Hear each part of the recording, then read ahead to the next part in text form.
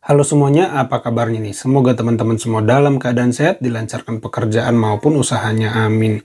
Ya, kita tahu sejak diajukan menjadi cawapres, Gibran punya image takut debat. Dia banyak mangkir dalam undangan-undangan mahasiswa, gitu ya. Nah, tapi saya di sini menemukan sebuah video di mana ketika menjadi calon wali kota Solo dulu, Gibran itu berdebat gitu. Nah, coba kita simak video ini untuk mencari tahu lah Gibran ternyata bisa debat. Tapi kalau diundang mahasiswa, kenapa takut? Nah, gitu ya. Nah, coba kita simak videonya bareng-bareng. Itu nanti atau yang sudah? Maksud saya yang sebelum ini apa yang pernah Mas Gibran lakukan sebelum ini? Kalau bukan nanti ya, untuk sebelum ini apa yang Mas Gibran pernah lakukan untuk coba? Baik Pak, terima kasih Pak Bagio. Yang sebelum ini, saya kan memulai usaha dari umur 23 tahun Pak. Mungkin di media orang taunya saya cuma jualan martabak Pak. Tapi saya ini sebenarnya punya bisnis-bisnis lain Pak.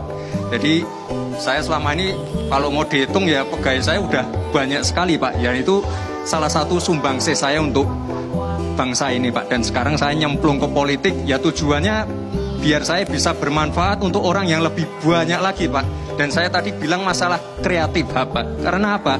Karena sebelumnya saya pernah berpartisipasi di acara yang namanya Akademi Instagram Pak. Dan itu sangat-sangat memacu anak-anak muda untuk bisa meningkatkan ini apa? Rasa kewirausahaan. Memulai usaha dari nol, memulai usaha hanya dengan bermodalkan smartphone dan akun sosial media Pak. Ya mungkin kontribusi saya belum banyak Pak, tapi insya Allah ke depan saya bisa lebih lagi. Mohon doanya, terima kasih. Untuk paslon 1. Ya, terlepas dari kontroversi siapa lawannya dan teori-teori konspirasi di belakangnya gitu ya, jawaban Gibran ketika ditanya sebelum ini apa yang sudah dilakukan nyambung ya.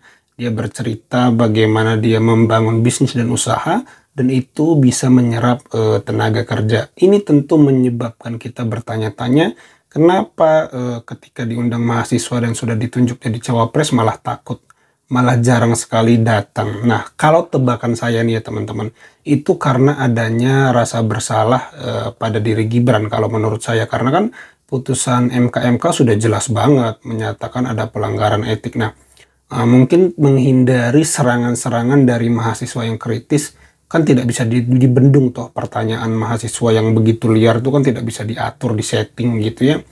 Nah, mungkin ada ketakutan ditanya perihal hal tersebut, perihal putusan MK. Jadi ada ketidaknyamanan gitu ya ketika Gibran harus hadir gitu ya, datang ke forum-forum yang kritis gitu ya, sementara dia ini lolos karena putusan MK yang melanggar etik.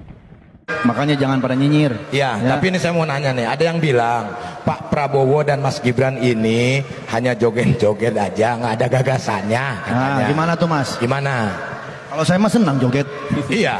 Tet, tet, tet, tet. Bahagia, Bahagia, happy. bikin sehat, happy. Happy. Benar. Ya, emangnya apa yang salah dengan joget? Apa yang salah dengan gembira? Sekarang saya tanya ya, boleh tidak masyarakat hidup gembira? Boleh tidak masyarakat makin sejahtera? Boleh tidak masyarakat makin bahagia? Boleh. Benar juga. Loh, iya. Nggak ada salahnya joget. Emang joget kenapa? Tetangga saya asam urat joget sembuh Bu. Luar biasa. Luar biasa. Ini hebat ini. Iya. Benar. Kenapa nggak boleh? Benar. Ya, itu tandanya orang yang happy, yang joget itu orang yang gembira. Benar. Yang artinya mau gembira dengan rakyatnya. Ya, sebenarnya nggak salah ya Mas Gibran, orang mau bahagia, mau joget, menurut saya itu adalah gimmick yang memberikan warna dalam Pilpres. Yang salah itu cuma satu kok, putusan MK itu aja sih. Kalau yang lain sih saya pikir mau joget gitu ya, mau joget dijadikan branding. Kalau dulu Pak Jokowi baju kotak-kotak gitu ya, itu nggak ada masalah. Walaupun kita bisa berdebat lagi soal yang ditonjolkan apakah lebih ke gimmicknya ataukah gagasannya, sehingga nanti rakyat malah tidak dicerdaskan, malah memilih karena gimmick. Kalau teman-teman lihat video, ada loh mahasiswa yang milih karena gemoy. Wah, ini menurut saya perlu dipertanyakan daya nalar atau kekritisan mahasiswa ini gitu ya. Nah takutnya sih seperti itu aja, tapi sebagai branding dan memenangkan pilpres nggak ada yang salah dengan branding gemoy, dengan branding joget itu nggak ada yang salah, sekali lagi tidak salah gitu. Nah Ganjar juga punya punya branding satset, yaitu dia lari, hobi lari, yaitu mengajak masyarakat tuh lari biar sehat, tapi jangan mengaburkan pula gagasannya. Nah ini yang dinamakan mungkin pendidikan politik gitu ya. Nah yang salah cuma satu kok kalau Mas Gibran mau tahu, putusan MK. Karena kebahagiaan sejati itu kalau menurut saya sebenarnya bisa tercipta kalau pilpres ini tidak dinodai oleh putusan MK. Bayangkan kalau tidak ada putusan MK yang kontroversi hari ini, semua masyarakat bahagia. Mau Pak Prabowo yang menang, monggo. Mau Pak Ganjar yang menang, monggo. Mau Pak Anies yang menang, monggo. Nah sekarang ada kesan yang penting yang gak menang itu adalah nomor 2 karena ada pelanggar putusan MK di sana. Nah jadi ada kesan upaya agar nomor 2 ini tidak menang karena motifnya sudah benci karena putusan MK yang melanggar etik tadi. Nah kan jadinya tidak happy untuk semua lagi. Tapi kalau tadi tidak ada putusan yang kontroversi itu akan happy untuk semua. Itu kalau menurut saya. Kenapa saya katakan dia tidak punya kecanggihan di dalam berkomunikasi politik? Anda lihat ya, setiap kamera ditujukan kepada dia dan kemudian ditanya oleh wartawan, apakah itu wartawan televisi, radio, ataupun media cetak, ataupun online, dia tidak pernah menghadapkan mukanya ke kamera. Kenapa itu, Prof? Dia selalu berasal dari samping ya. Engko ae gitu, nanti dulu segala macam dan sebagainya.